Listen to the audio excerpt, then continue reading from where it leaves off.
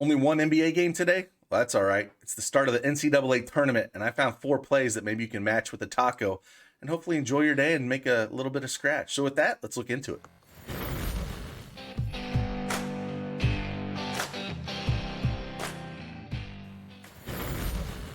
Hey, good morning. Happy Thursday morning. Start of the NCAA tournament.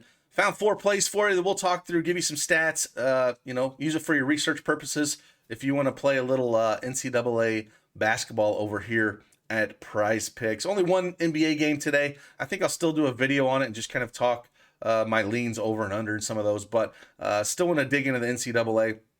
Full day of basketball, which should be an absolute blast. And again, see a lot of things in the comments with the NBA stuff. And one thing I wanted to address real quick is just when I put out 2 videos and I put 5 plays early and 5 plays late, the best approach is not to go in there and just slam 5 plays into a 5-man power play on both videos. I'm giving the research behind it so you can pick out a couple of your favorites and then take maybe 2 in the early or 3 in the late, or take 4 picks and play the 2-man power plays, mix and match them. That's the bread and butter of Prizepicks, is to do the 2 and 3-man power plays. And I live on the 2-man power plays, but doing 5-man power plays every day and expect to smash them, it's just unrealistic. And it comes with the same kind of thing when you're sports betting. If you're just playing massive parlays all the time, 5-man power play or 5-man parlays, you're going to struggle long term. So with just sports betting, I usually just massively single bet. If I do any kind of parlays, it's basically just a 2-man parlay. I might do some single game stuff where I can do alternate lines, which are okay, but I don't mess with the 5 and 6-man parlays because it'll break you, and that's what the books want you to do. So it's very similar to Prizepicks. I just want to stress that when I'm giving you 10 plays, these are the 10 plays I like, but I'm giving you the research behind them so you can look at them and say, okay, that makes some sense. I'm going to take these 4 plays. I love these the most. And then take those 4 and mix and match them, right? You can get probably 6 plays out of those 4 if you mix and match in 2-mans. And that's where your bread and butter should be. So I just wanted to address that. I've said it in some of the other videos, but I've seen a lot of comments and just want to say that's the best way and the best approach to play, in my opinion, over here at Prizepicks. So with that, again, if you like these videos, you find anything helpful in these, hit that like button for me, subscribe to the channel, and we'll keep knocking these out. And again, I'll tell you, let's just dive right into this. 4 favorite NCAA plays for today's tournament. Let's go.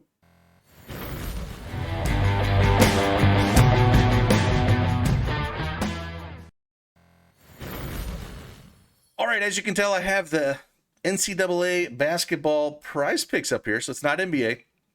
And we're going to talk about 4 plays. The taco's Hunter Dickinson. I completely understand this. Devontae Jones is out. He did not travel with the team. So the usage is going to have to go somewhere. And Dickinson's been playing really good ball. And so I understand that taco and have no problem using that with some of these picks. And hopefully you've done some research and found some yourself. But again, I pulled up 4 that I like. And I just pulled up some numbers and we'll go through them each. And hopefully it helps you enjoy some basketball today. So again, if you do not have an account at Prizepicks, make sure you go over there and use that promo code DFSArmy and get that 100% instant deposit match up to $100. And if you are a brand new sign up, you might be eligible for a free month of DFSArmy VIP membership. So check the description below. All right, like I said, Hunter Dickinson, I completely understand this play as the taco. No problem matching him at all. The first play we're going to go here is we're going to go Baylor Scheierman. South Dakota State Jackrabbits. And this is one of my favorite plays on the board as well, betting wise. Like, they are 2.5 point dogs here. And I do love this play. And if they're going to win this game, it's going to be on the back of Baylor Scheierman here, right? He does have an 18% usage rate, 30% usage, 30% assist rate for the team. He leads the team in shot percentage at 19%. He's going to take a good chunk of the shots. It's basically him and Wilson are the ones that do most of the shooting. But again, if they're going to win this game, it's definitely going to be on him. So I like the over 33.2 fantasy score. I want the over on this one. I did look at the over 26.5 points, rebounds, and assists as well. But I think what I want is the fantasy score here, because he does get a few steals. If we look at some of his game log, last game on March 8th, he put up 11 points, 4 assists, 3 rebounds, and 3 steals. And those steals add up over here as you get, if we pull up the scoring chart, and you can tell it's very similar to NBA, you get 3 points for a block and 3 points for a steal. So these guys that, can get a few steals, they add up in a hurry. So a game like this where they have an applied team total of 37.5, I think Baylor Scheierman's going to be involved in this pretty heavily. He's got some big games too, right? They don't play, massive competition here, but I love this team. He should play massive minutes here. He should see 37, 38 minutes, which is what you want to see out of these guys. And over the last, like I said, it's basically him and Douglas Wilson that lead this team. But over 33.5, 33.2 fantasy scores, the way I want to look at it. Dude shoots almost 50% from three. He doesn't take a ton of them, 5, 4, 6, and 10 over his last 4 games. But he's made he shot 40, 50, 66, 50% from three. So, the shots are there as well. 15, 9, 12, 15. Just shooting the ball really well, just playing really, really well. If he gets you a couple assists, he can easily get there. And I like that he does a little bit of everything, right? So that's one of the things I like. If you want to take a shot at the points, rebounds, and assists, I don't mind that, or the assist, but I still prefer the fantasy score, and we're going to go the over on this. The next one we're going to look at, we're going to go to David Roddy here. Going to go over to Colorado State. Now this game, again, I talked about it with Michigan and them being out with Devontae Jones, right? And so Hunter Dickinson having to pick up the load here. Well, David Roddy is going to be the guy on the other side of it. So Roddy leads the team in shot usage at 23%. He's sucks up all the rebounds at 24% rebound rate. And his usage, it's basically him and Isaiah Stevens. He's about 20% usage on the season. And I think he's a guy here, that should see, again, 37, 38 minutes for Roddy. And it's a guy that I want to look at either over points or over 35.2 fantasy score. So I'm kind of torn between the two here of which one I want. But again, it's a game where, Michigan is favored by 1.5 without Devontae Jones, which doesn't make a whole lot of sense to me. I mean, you would think that, so it's going to be a close game. They got a 68, almost 69 point implied team total here. And I think, that's where I think he's going to get it done here, right? He's the workhorse down here, in the front court, and he can put up 40 fantasy points in a hurry. So, that's where the weakness is at. So I do like this over here. I think this is where I want to go. If they have a chance to win this game against Michigan, I believe it's going to be it's going to be on him and Stevens' back. And I think with having the injuries to Devontae Jones, it does help this team a little bit.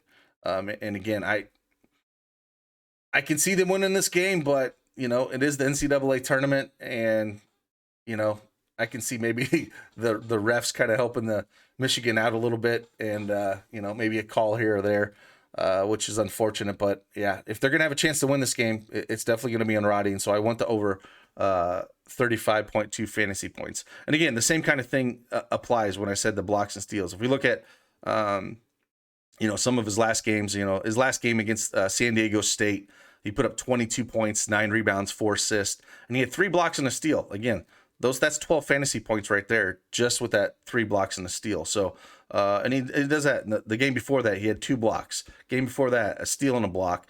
Putting up 23 points, 4 rebounds, 2 assists. So my lean here is, if you want to take any chance at this, it's definitely the points or the fantasy scores, what I'm looking at. If we look at his last few games, he's put up 22, 13, 23, 13, and 26 points. So he's went over this mark in 3 of his last 5 games. Again, the competition is not as hard as, playing Michigan. But again, if they're going to have a chance here, it's going to be because of him, with the amount of minutes he's going to play. And I just feel like he's got the better matchup, than playing, than Stevens. So I prefer David Roddy here. The next one we're going to look at here, we're going to go to over to UNC, and we're going to look at Armando Bacot. And this is one I want to go points, rebounds, and assist. I like the rebounds as well. going up against Marquette. The guy's got big upside here, really big upside. And I mean, he could put up a Barbara Walters himself, it wouldn't surprise me if he put up 20 rebounds here, honestly. That's a real weak point for them. And I think that, they're just not a good rebounding team at all. And so 13.5 rebounds seems pretty high. But if we look at some of his rebound numbers over the last few games, 14, 11, 7, 18 against Syracuse, 18 against North Carolina State, 15 against Louisville, 15 against Virginia Tech. So I love the rebounds if we want to take that. I love the points, rebounds, and assists because he does score as well. I mean, 19 and 14, 10 and 11 against Virginia, but that was, a 63-43 game. If we look at this game, stats wise, it's UNC's favored by 4 with a 78 implied team total here. Now UNC does spread it out usage wise, like there's no one guy dominating it, but rebound rate, he's got a 32% rebound rate on this team. So I love the rebounds here. I'm kind of torn between this and the fantasy score, because he can put up monster fantasy score as well. Like, in some of his games against that Virginia game, he had 3 steals and 2 blocks. Well, that's, 15 fantasy points. At Duke, he had 2 steals and 2 blocks. North Carolina State, where he put up that 28 and 18 game, he had 2 steals and 5 blocks. Well, that's a ton of fantasy points. So he's got some massive block upside here as well, on top of the rebounds. So I love the rebounds here. I love, there's a lot of things to go real well here. Like I said, he sucks up all the rebounds on this team. You're going to get, 35, 36 minutes out of him, which is great. And they do, like I said, when it comes to usage and shooting the ball, they move it around. It's not just going to be him. So I do love the rebounds. Probably one of my favorite. A second would probably be around fantasy score. I love the fantasy score as well. Like I said, I could see a 20-20 game out of him pretty easily. And I want to go over 13.5 rebounds here with how inept Marquette is against, with the rebound rate. It's just not very good. And I think he can easily get there in rebounds. Like I said, just looking at some of those numbers is just amazing. I mean, it's not like he hasn't put up 20-20 game this season. He did it against